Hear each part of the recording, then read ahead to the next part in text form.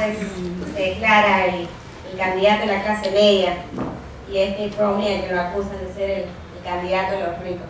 Pero bueno, otro tema que nos interesa muchísimo, y para ello está acá con nosotros Ariel Segales, la política exterior. ¿Cuáles son las prioridades de la política exterior? ¿Qué han dicho los candidatos al respecto? Buenas noches, gracias por la invitación. Pero antes de entrar a ese tema, me gustaría hacer un comentario sobre lo que Luis habló. No hay que olvidar que Romney se tuvo que enfrentar en una primaria muy fuerte, quizás no tan reñido, quizás se resolvió un poco antes de lo que esperábamos, pero tuvo que estar en varios debates dentro del Partido Republicano, y que el Partido Republicano tiene una facción sumamente de extrema derecha, el llamado Tea Party, o el Partido del Té. No es un partido político separado del Partido Republicano, es una facción sumamente nacionalista, sumamente conservadora dentro de ese partido, el cual, por ejemplo, una figura muy predominante es Sarah Palin, la que era la ex candidata para ser la vicepresidente en las elecciones pasadas junto a John McCain.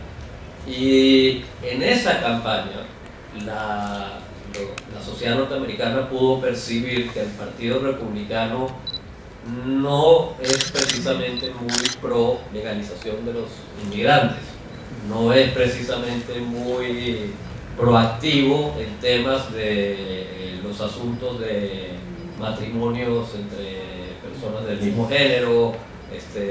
Entonces esos son temas que ya Obama los tiene ganados, más allá de la figura de Romney, porque probablemente Romney es el candidato más de centro del partido, de los que estaban corriendo en el Partido Republicano para tener la nominación, pero ya tiene un daño hecho por el mismo partido. Entonces me parece que eso es un tema que tenemos que tomar en cuenta, y ahora sí entro más al asunto. Luis posiblemente nos va a tratar el tema en la segunda ronda. Sí. Bueno, primero que nada, yo pienso que hay una sobredimensión a nivel de los norteamericanos y a nivel mundial de cuánto poder tienen los presidentes en Estados Unidos. O sea, en realidad tienen mucho menos poder de lo que nosotros solemos creer, por varias razones. Uno, por la separación de poderes, porque los presidentes, por más promesas que hagan a nivel doméstico, a nivel de política exterior, tienen que pasar el Congreso, el Senado, para después poder firmar leyes, hacer verdaderos cambios importantes. Después tienen que, si desafían las leyes que pasaron, pueden ir a la Corte Suprema, y si la Corte Suprema determina que no son constitucionales, esa ley no va. Los republicanos intentaron hacerlo con la ley de reforma de salud, y afortunadamente para Obama dijeron que sí es constitucional. Entonces, y por la manera como funciona Estados Unidos, que lo explicó el señor Kaplan, ¿no? Sí. Kaplan, de que hay mucha autonomía de los estados, y cada congreso estatal, cada gobernador, que es una especie de mini presidente de su estado, ellos tienen una importante cantidad de poder, y el presidente federal, es decir, en el caso de Estados Unidos, cuando se dice gobierno federal, estamos refiriéndonos al gobierno central de Washington. Ellos no pueden obligar a cambiar leyes que determinaron a nivel estatal sus autoridades. Ok, pero en asuntos de política exterior sí tienen un poco más de poder de lo que tienen incluso en la agenda doméstica. En este caso, hay una tendencia entre los dos candidatos y entre los dos partidos en términos generales, el demócrata y el republicano, después de la Guerra Fría, de cómo ven un poquito el rol de Estados Unidos como potencia en el mundo, sobre todo después del 11 de septiembre y después de las políticas que tomó George W. Bush a raíz de estos atentados y este cambio radical en el conflictos en el mundo.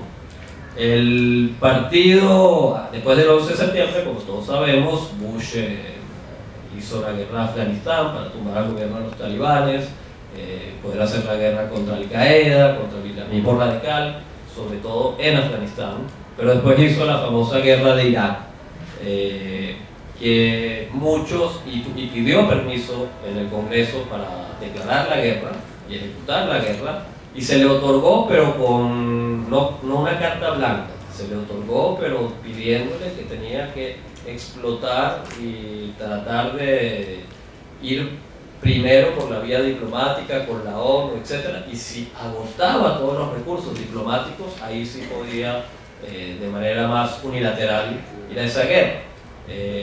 Obama tiene la suerte que él votó en contra de darle esa carta blanca a Bush.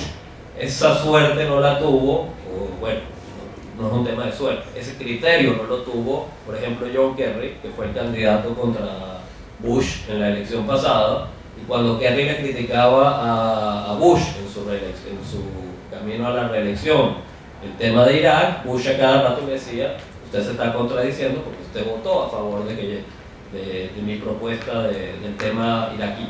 Entonces Obama vino con las manos limpias en ese sentido. Él prometió, y les voy a más o menos hacer un resumen de cosas importantes que él prometió y cumplió. Él prometió la retirada de las tropas de Irak, lo va a cumplir. Él nunca prometió la retirada de las tropas de Afganistán, al contrario, en toda la campaña anterior él siempre dijo: hace falta retirarnos de Irak porque el epicentro del terrorismo no está en Irak, y justamente para tener disposición de más tropas para enviar a Afganistán y reforzar más las tropas en Afganistán, y eso ha hecho, porque hay mucha gente que lo acusa de que él sigue las mismas políticas de Bush, que es un presidente halcón, guerrerista. ¿Cómo es posible que le hayan dado el Premio Nobel de la Paz? Yo también me hago la misma pregunta, pero eso hay que preguntárselo a la gente de Oslo o a Obama. Porque si la gente de Oslo no veía la televisión, no quería ver los debates sobre lo que Obama decía que iba a hacer cuando fuera presidente, no se habrán enterado que él dijo que en Afganistán él iba a ir más duro. No solo Afganistán, él dijo que la vecina Pakistán, que es el refugio por la frontera enorme que hay de la gente de Al-Qaeda, que cada vez que estaban acosados, pasaban al otro lado de la frontera y aprovechaban el tema de la soberanía pakistaní para refugiarse ahí. Recuerdo muy bien, y tengo grabado, a veces lo utilizo en mis charlas para mostrárselo a mis estudiantes, cuando él dice, frente a McCain, que él se reserva el derecho, si llega a ganar y ser presidente, de atacar de vez en cuando dentro de Pakistán si hay gente de Al-Qaeda. Y ese fue el debate sobre política exterior en las elecciones pasadas. Él llegó a decir el siguiente ejemplo: si por ejemplo conseguimos que Bin Laden está en Pakistán y el gobierno de Pakistán no quiere o no puede hacer nada para, no digo la palabra liquidarlo, pero para confrontarlo, pues yo como presidente de Estados Unidos voy a tomar la decisión de meter tropas en Pakistán. Lo hizo. Entonces él tiene, en el tema de Pakistán, en el tema de Afganistán, en el tema del retiro de tropas de Irak, una sólida fortaleza de recordarle a los votantes que él ha cumplido muchas de sus promesas de política exterior. Él prometió una visión más multilateralista del mundo y lo ha cumplido. Fíjense lo que fue la operación en Libia con la OTAN, y Obama inteligentemente, su gobierno, estuvo muy bajo perfil y permitieron que fuera Sarkozy y Cameron de Inglaterra los que salieran a declarar constantemente el tema de Gaddafi, de Libia, de por qué hay que bombardear. Obviamente la mayoría de los aviones, los portaaviones eran norteamericanos, pero la mayoría de los misiones y los pilotos, aviones, iban polacos, iban españoles, iban diferentes misiones de países de la OTAN, para mejorar la imagen de Estados Unidos. Él lo que ha querido es, después de la totalmente resquebrajada imagen que tenía Estados Unidos a nivel mundial, después de Bush, él lo que ha logrado es mejorar muchísimo esa imagen, y era una cuestión que él se propuso como cuestión de gobierno. Y para hacer eso necesitaba involucrar a Estados Unidos menos como el país que tiene que intervenir para resolver conflictos.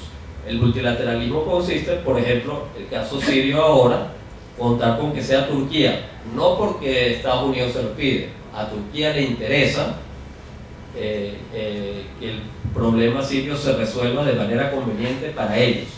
Y la manera como es conveniente para ellos es la manera como es conveniente para Occidente. Entonces, obviamente, Obama no tiene por qué estar metiéndose directamente, de una manera militar, en el conflicto sirio. Lo hace probablemente la CIA. Muy probable que la CIA está metida. Es muy probable que hay comandos norteamericanos ayudando para tratar de derrocar a el Assad, al dictador, al tirano sirio. Pero no lo hace de una manera como lo hizo Bush. Ahora, hay que ser justos. Y este es el punto ahora que quiero, que me parece más importante. Al final de la historia, más allá de lo que prometen los republicanos o los demócratas, de lo que promete ahora Obama y lo que promete Romney, vamos a hacer rápidamente 2 o 3 promesas de Romney. Romney dice que va a ser mucho más severo con Rusia, porque Rusia está empezando de nuevo a convertirse en una potencia y hay que impedir que la dictadura de Putin se expanda por el mundo, lo cual yo estaría muy de acuerdo, pero no creo que de verdad lo haga, no creo que se vuelva como Bush tampoco lo hizo. Ya Estados Unidos tiene suficientes problemas en el mundo y suficientes conflictos como para también ganarse una disputa contra Rusia, a menos de que estalle un conflicto que lo confronte directamente. Él habla de Chávez, Venezuela. ¿Cómo es posible que Obama, en una entrevista que le hicieron en televisión y le preguntaron si Chávez es peligroso para los intereses norteamericanos, dijo que no? Bueno, Bush nunca confrontó a Chávez, porque la estrategia norteamericana ha sido, desde que Chávez llegó al poder, no seguirle, no seguir al loco, no darle cuerda al loco, no convertirlo en una especie de Fidel Castro, por lo menos desde el punto de vista discursivo, no contestarle, dejen que ese loco hable solo y, bueno, como los manicomios, que hable solo. Y si Romney estuviera en el poder, es muy probable que él seguiría esa política, a menos, y eso va para Obama o va para Romney, que se descubra que el nexo con Irán podría implicar, un ejemplo, que hay misiles que están metiendo los iraníes en Venezuela, que probablemente eso podría causar una situación tipo la crisis de los misiles de los años 60 con Cuba, o sea, que podría llegar a atacar a Estados Unidos. Eso ahí sí habría intervención militar inmediata, con Obama o con Romney. Entonces, el punto que, para cerrar, creo que estoy llegando a los 10 minutos, es, al final la realidad y los intereses geopolíticos se imponen, más allá del tema discursivo de uno u otro candidato. Puede haber diferencia de estilo por asuntos ideológicos, pero en la práctica yo creo que son muy similares, y cuando hay un poco de extremismo, como en el caso de Bush, es porque ocurren acontecimientos inesperados. Si a Al Gore le hubiera ocurrido el 11 de septiembre, no creo que hubiera actuado de una manera tan agresiva y de una manera tan insensata como Bush, pero tampoco hubiera cumplido con lo que él pensaba que iba a ser su política exterior. En el mundo ocurren eventos inesperados y hay gobiernos que tienen que cambiar totalmente su política exterior a raíz de esos eventos. Gracias, Ariel. Sí, efectivamente, alguna vez Carlos Alberto Montaner mencionó que Chávez era para el gobierno de los Estados Unidos una especie de verruga, ¿no? ¿Qué significa esto? Está ahí la verruga, molesta, pero no mata, ¿no? Y por tanto, bueno, que siga ahí mientras tanto. Eso debe ser porque Chávez tiene una verruga. Tal vez. Ariel, 2 cosas. De repente ya en la segunda ronda complementas esa idea. Me interesa dar énfasis al tema de las relaciones con América Latina, ¿no? Entonces sería bueno que después lo complementes. Pero también me interesa que brevemente nos digas cuál es tu percepción con relación a la reciente gira que ha tenido Mitt Romney, ¿no? En Europa y en Israel, ¿no? Él ha tenido poco tacto, digámoslo así, finalmente, ¿no? con declaraciones que ha hecho en el Reino Unido, en Israel, en Jerusalén. Y luego el problema en Polonia, ¿no? Que ha habido con su... Sí. gente. Bueno, la metida de pata en Inglaterra, en Londres, fue que criticó al gobernador, al alcalde de Londres, diciendo que Londres no tenía la capacidad de organizar bien los Juegos Olímpicos antes de que empezara, y bueno, estamos viendo lo bien que están marchando esos Juegos. Claro, porque tienen que recordar que él organizó los Juegos de Invierno, los Juegos Olímpicos de Invierno de Salt Lake City, en Utah, y lo hizo exitosamente. No sé qué le entró en ese momento en la cabeza, algún tipo de delirio de lo que él hizo como organizador de esos Juegos de Invierno en Estados Unidos, y se metió con el alcalde de Londres. ¿Sí? Fue una torpeza de su